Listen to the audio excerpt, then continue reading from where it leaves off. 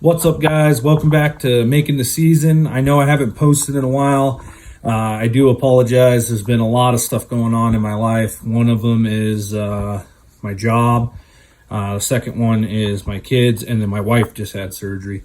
So anyways, today's video is going to be about OnX Hunt app that you download to your phone.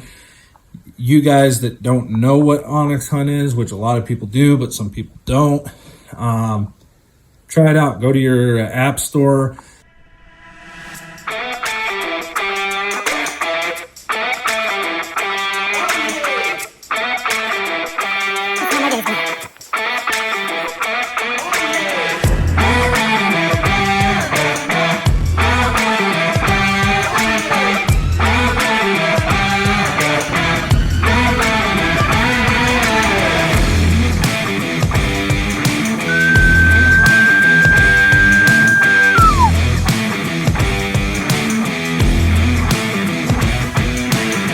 On your phone and type in OnX Hunt and search that, download it, try it for free for 7 days.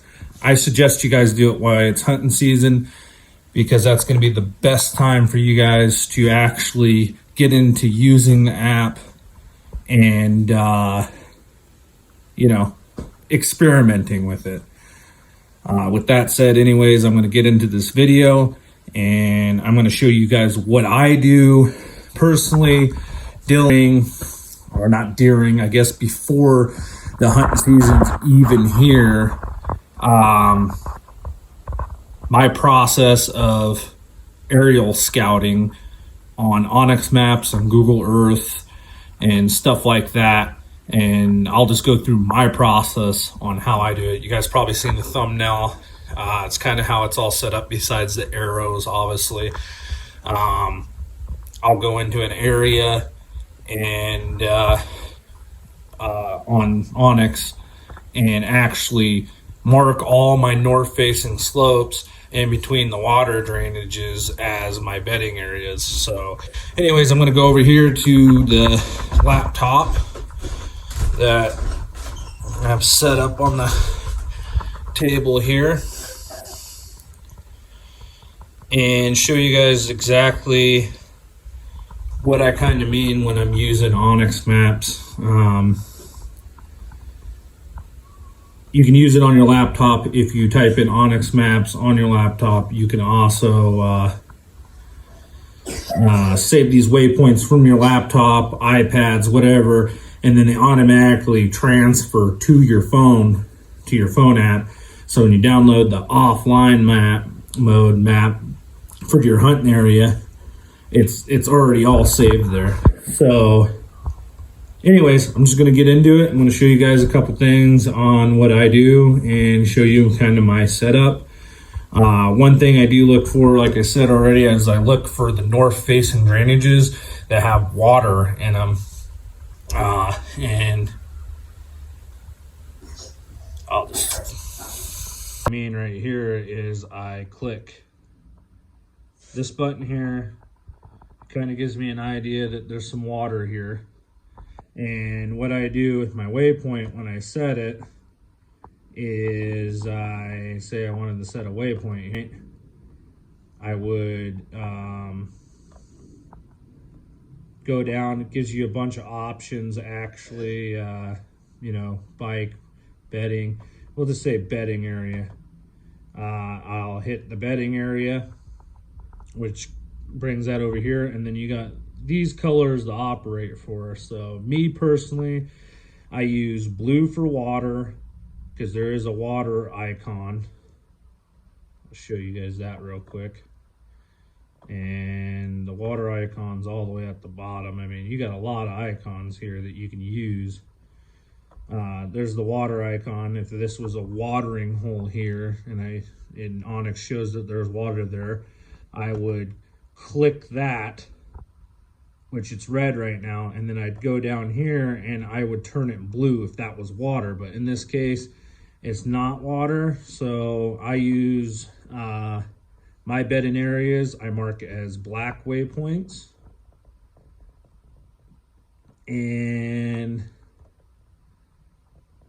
I put my feeding areas what I think would be feeding, and I'll show you guys that in a minute. Here's the bedding. So that's my north facing slope. This is in between feeding and water.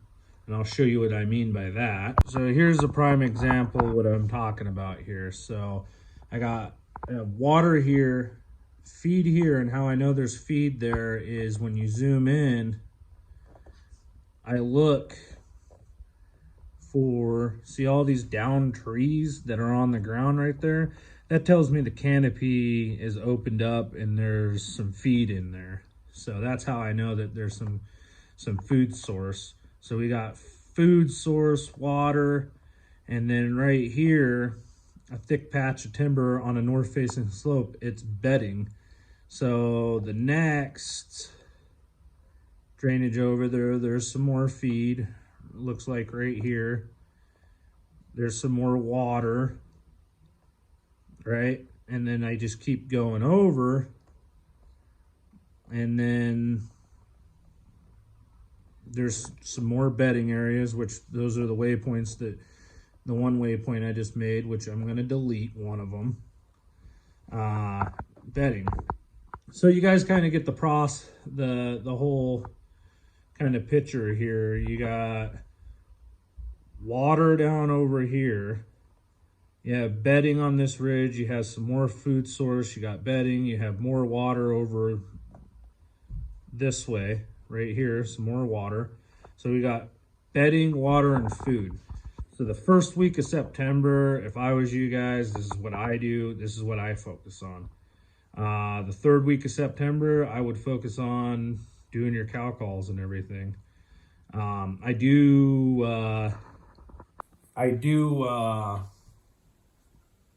go through and I color coordinate all my stuff.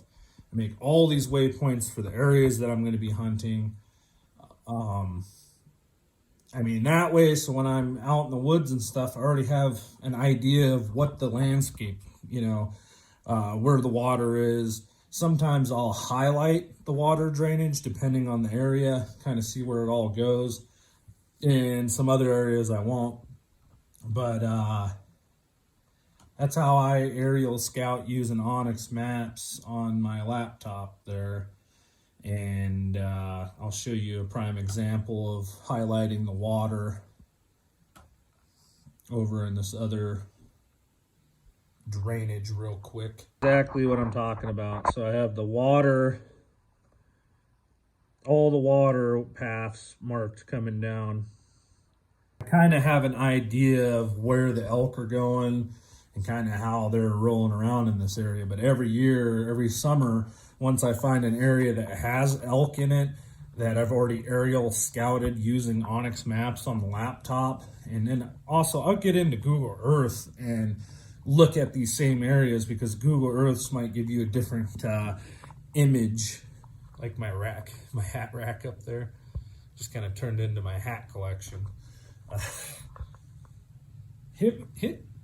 Put something in the comment if that's what your amount turned into. My other buck's over here on the wall from last year. Anyways, off subject.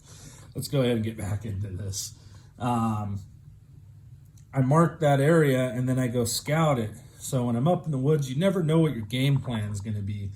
You could be 3 miles from this spot, get to your spot, and there's 15 trucks parked there. Well, obviously, you don't want to freaking be there if there's 15 trucks there. You just want to move on to the next area. So me personally, I picked one unit and I stay hunting within that unit. And every year, I mean, I still haven't touched a lot of this unit to this place, not even a quarter of it yet. And I've been hunting in there for 5-6 years now, but I know where the elk are because I've been doing my research. There's a lot of areas that don't have any sign. There's a lot of areas that do have signs. So me personally, this is how I set it up. I use the blue water waypoints for all my water. I use white waypoints in the feed. That's because there's not a green color. So I just use white as feed and black as the bedding, and that is all color coordinated. So when I look at my map, when I'm out in the woods, I already automatically know for me that that's what it is. And you guys can use whatever colors you guys want. Like like I said on here, let me zoom in a little bit and show you guys exactly what I'm talking about. I know I kind of briefly showed you at the beginning of this video of all the different colors and stuff that you have here. Let's go ahead. I'm going to show you guys what the waypoints, what waypoints you have to work with, and I'll kind of tell you guys as I go on with these waypoints exactly how I kind of use them. I mean, if that makes sense, how I actually, use them. Other people might use them the same way. Anyways, let's get into it. This is the waypoints, by the way.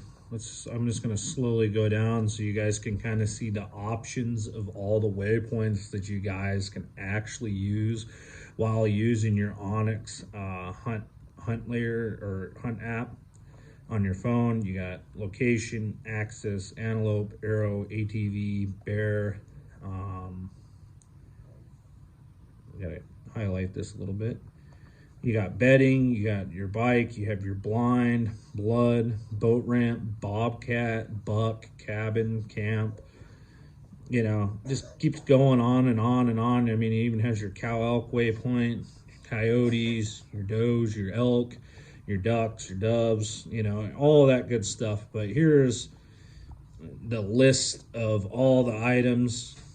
Kind of crazy that there's a hazard one there. Something like that I'd probably use for like a cliff, so I wouldn't go down that way again, so I know. You can mark your hiking trails. You can, tons of lookout spots, moose, where you've seen it, mineral site, which in Montana we're not allowed to use mineral blocks or anything, where you hung your meat, goats, mountain lions, even for mushrooms, which is cool. Photo, you can take a picture and actually go up right there and on the top of the screen here and click that button and go in and add a photo, which it's trying to do right now. I don't want to do that. Let me see where I'm at here. Oops. You got your bunny rabbit waypoint there. You just got a lot of options: scat, scrapes, shot. Trail, tracks, freaking squirrel, which I would probably not use. I do use the trail cam one quite a bit. Trail cameras in different areas I'll mark as different colors.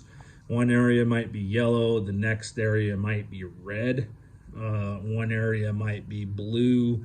Depending on how I feel. Sometimes I won't use yellow, sometimes I'll use it. But anyways, I color coordinate my trail cams per unit or per area of that unit, so that I never really get kind of confused when I'm out looking at trail cams.